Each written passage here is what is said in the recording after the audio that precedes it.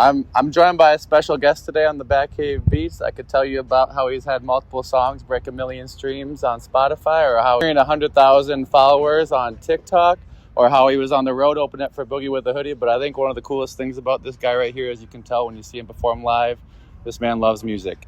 And I want to hear about the first time that you ever felt like music made an impact on your life.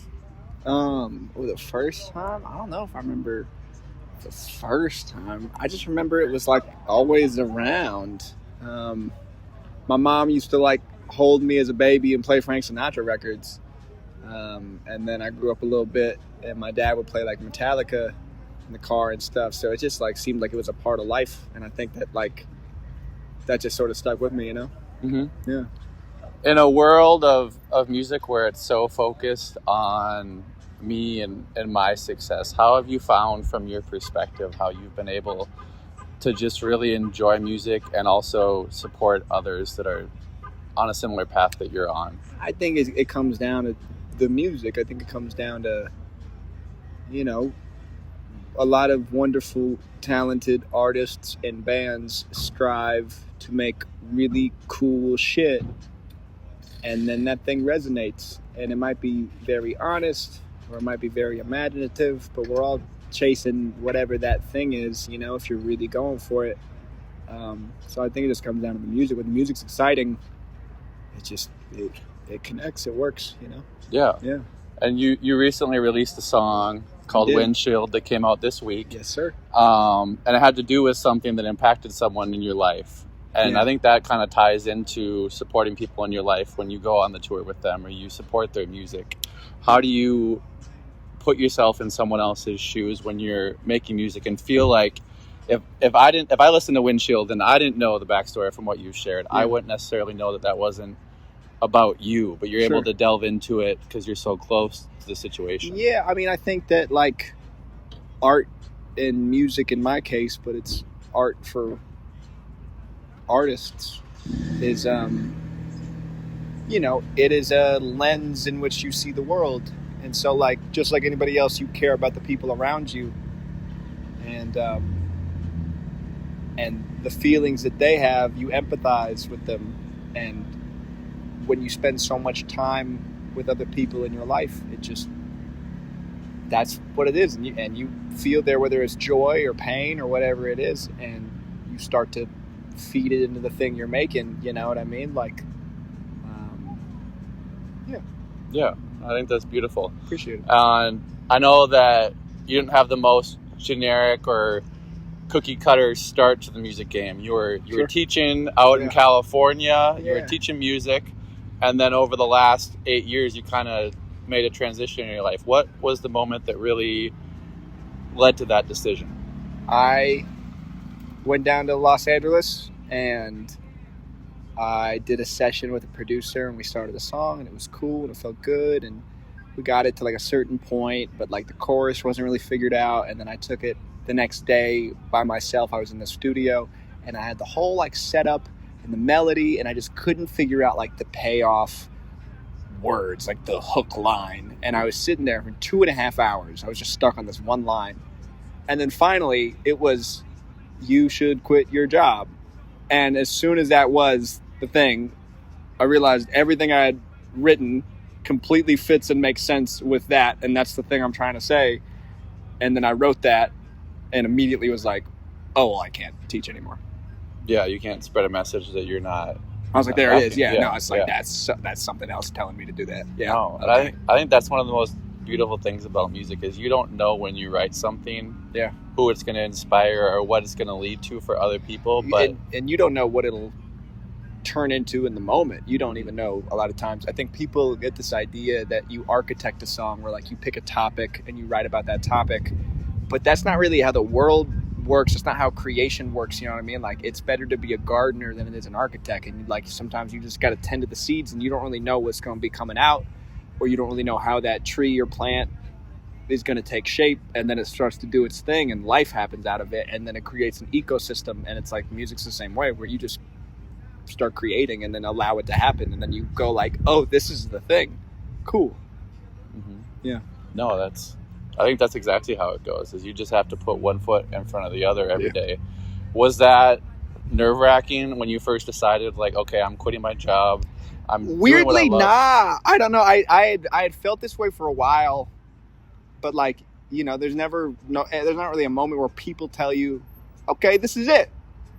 But like, it felt like, okay, cool, this is the moment. And I came home and it was really crazy too, because I showed my girl this song and she like teared up when I showed her because she wanted to leave the place she was working. I showed another homie who like lived in another state at the time, and he wanted to leave his job. It was just like a reflection of like what a lot of people were also going around in their life. You know what I mean?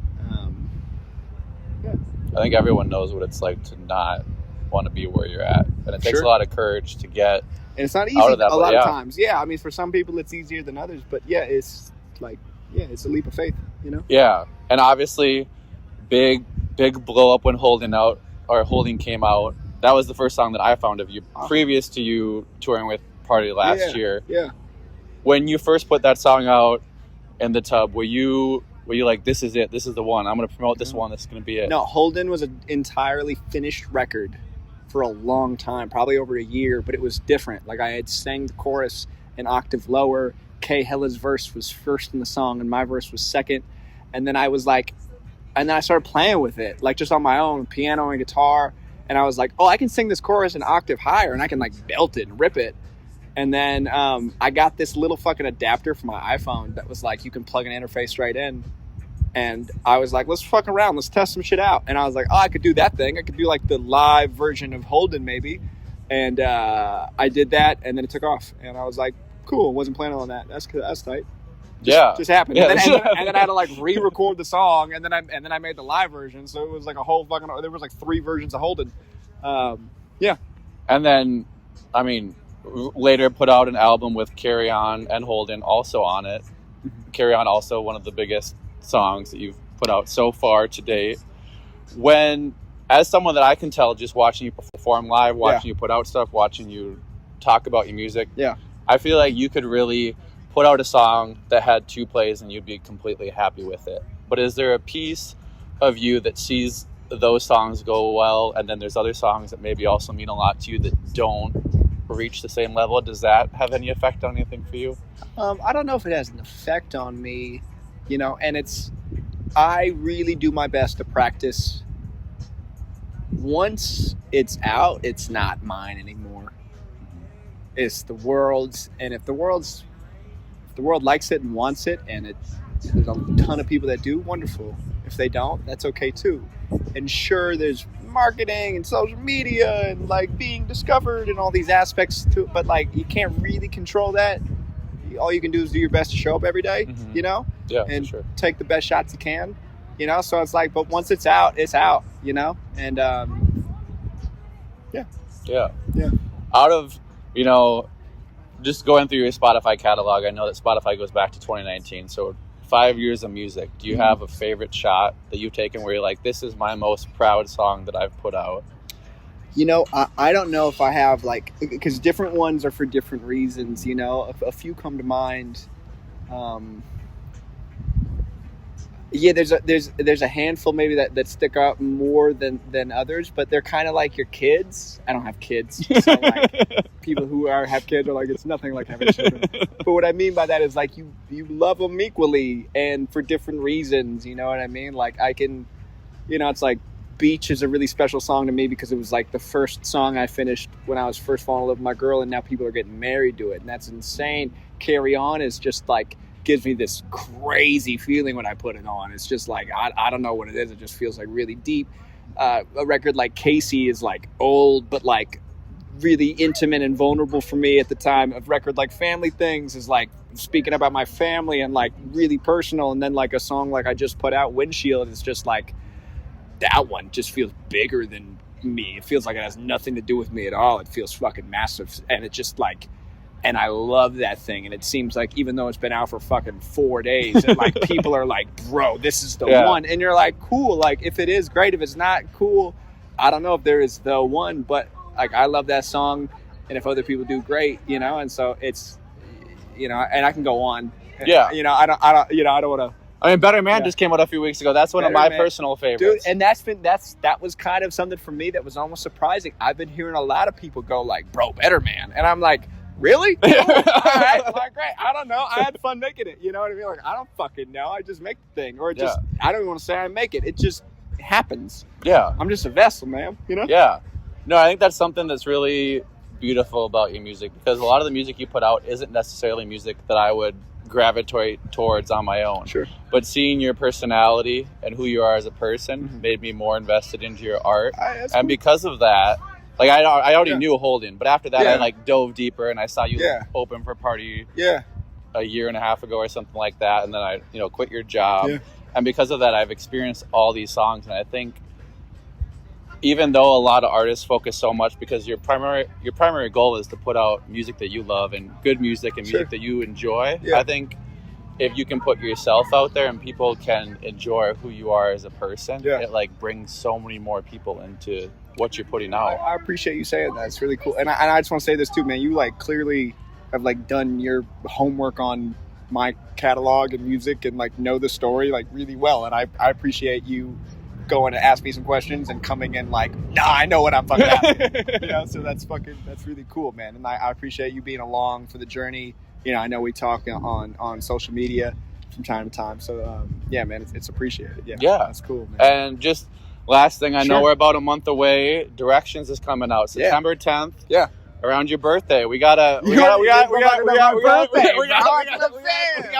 talk about this new EP that's coming out next month, because I think it's going to be big, and I want you to that. Yeah. So I mean, it's I'm releasing the songs all one at a time. Every 2 weeks throughout the summer. We've released 5 so far. I got number 6 coming soon. I think it's August 27th. It's a record called Home Is You. And then number 7, I'll have the 7th song, and it'll be the whole project, and it'll be in order, and it'll live as that project forever. You know what I mean? Or until the internet fucking comes crashing down. It's on society. And AI is the only music we have anymore. Exactly. I don't know. But yeah, no, it's a body of work that I feel really good about, and I'm really excited to get it out in the world, and then we just. We keep pushing and we're on to the next thing. The next thing. Yeah. I appreciate you so much for your time. I appreciate you. Good luck with everything. Excited for the project to come out. Yeah. And it was good seeing you again here. Hey, man. I appreciate it. Direction September 10th. Yeah.